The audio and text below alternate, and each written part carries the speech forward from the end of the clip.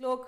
हर क्रोध ज्वाला वलिभिः अवलिढेन वपुषा गभीरे तेनाभि सरसि कृतसंगो मनसि जः समुत्तस्थौ तस्मात् अचलतनये धूमलतिका जनस्त्वां जानीते तव जननी रोमावलीरिति।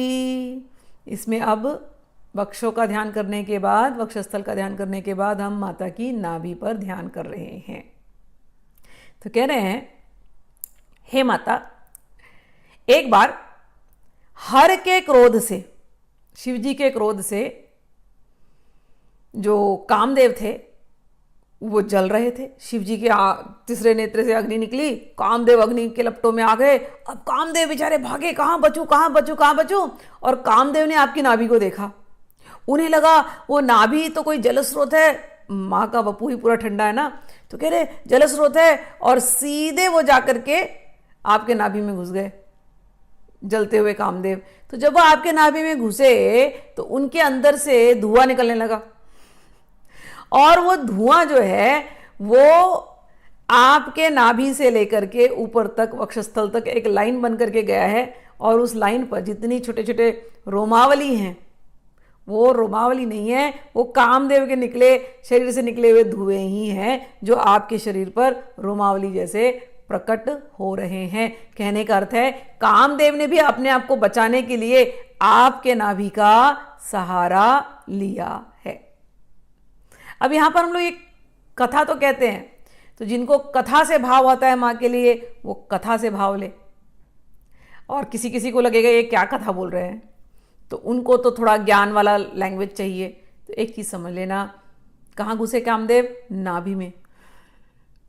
तो नाभि कौन सा चक्र है? शंकराचार्य की भाषा में स्वादिष्ठान, ठीक है। वहां पर कौन सा तत्व है? नाभि में अग्नि तत्व है। कामदेव ने वहां शरण ली है। मतलब नॉर्मली कामदेव का, हमारे शरीर में नॉर्मली कामदेव कहाँ शरण लेते हैं? ज्यादातर लोगों का जो ध्यान है वो पेट, नाभि के नीचे ही है, बस पेट भरना और पेट के नीचे का कार्य। लेकिन जो ध्यानी व्यक्ति होते हैं वो, उनके अंदर तत्व अग्नि का बढ़ने लगता है तो कामाग्नि खत्म होने लगती है। तो कामाग्नि खत्म होने लगती है तो वो बेचारा घबराया हुआ, जला हुआ कामदेव बोलता है मैं कहाँ जाऊं? तो वो नाभि में ही रहता है। नाभि में रहता है यानी कि एक जो ध्यान हमने पहले किया था कि पहले हम देवी को देखते हैं सामने, और देखने के बाद ऐसा तादात्म्य बनता है कि ये शरीर ही देवी बन जाता है। हम अपने आप को भूल जाते हैं। तो देवी की नाभि और हमारी नाभि एक है, ऐसा भावना आ जाता है।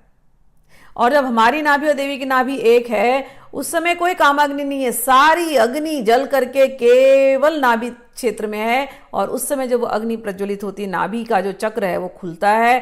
फिर वो खुलते खुलते खुलते खुलते वो जो शक्ति है नाभि से ऊपर उठ करके जाती है हृदय क्षेत्र में। तो ये यहाँ पर ध्यान किया गया है कि कामदेव अंदर जला हुआ है, लेकिन वहां से एक लाइन जा रहा है, उसमें से काले काले दिखाई दे रहे हैं धूम, जो रोमावली है, और वो आपके हृदय देश तक जाती है। ऐसा वहां पर ध्यान बताया गया है इनडायरेक्टली। नाभि से हृदय तक उठने वाला रोमांच, जब वो शक्ति उठती है ना तो रोमांच होता है।